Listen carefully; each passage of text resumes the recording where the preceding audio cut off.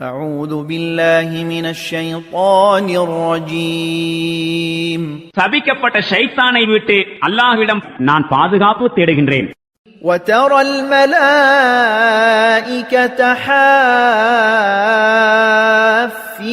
من حول العرش يسبحون بحمد ربهم وقضي بينهم بالحق وقيل الحمد لله رب العالمين.